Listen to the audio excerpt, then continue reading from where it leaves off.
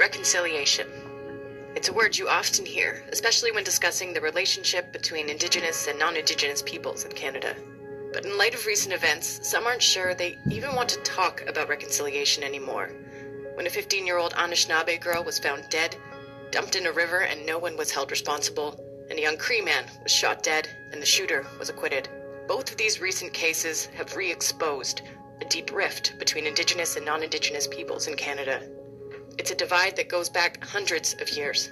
When Europeans arrived in North America and began settling the land, they didn't stop at just taking land from Indigenous peoples. They brought with them a policy to snuff out the so-called Indian problem. The first Indian residential schools started opening in the 1870s, the beginning of what some have called the darkest chapter in Canadian history. What took place in residential schools amounts to nothing short of cultural genocide. By 1920, the Indian Act was amended to make it mandatory for status Indian children to attend residential school. When their parents refused to send them away, police showed up and forcibly took them. It's estimated that 150,000 children were taken from their families and placed in these schools where they were stripped of their culture and their language. The goal was assimilation, to quote, kill the Indian in the child. Thousands of children died, with some estimates saying the mortality rate was as high as 60% in some of the schools. Those who survived have shared horrific stories of physical, sexual, and emotional abuse.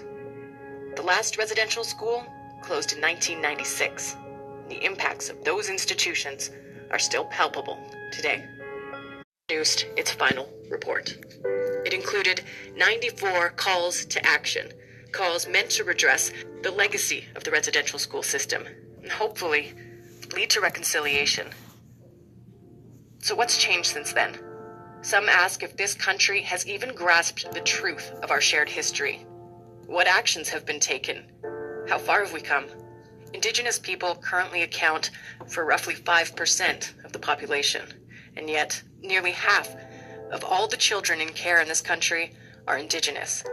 More than a quarter locked up in prisons are Indigenous. The National Inquiry into Missing and Murdered Indigenous Women and Girls may be well underway, but the deaths and disappearances continue today. It's time to take a hard look at this country's progress on reconciliation.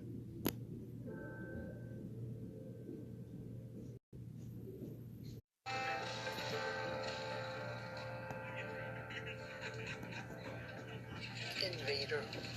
He got lost coming here, and he's the one that named us Indians because he thought he was in India. So he's not a good figure to the Native community. Confused? I don't think we should have a holiday for it. Pain, claiming North America is like land that could be claimed and could be taken.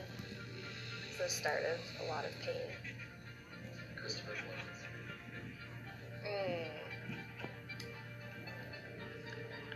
I guess ignorance. Oh my god, murder, rapist, genocide. The atrocities committed, just grotesque. And the scars are still felt today.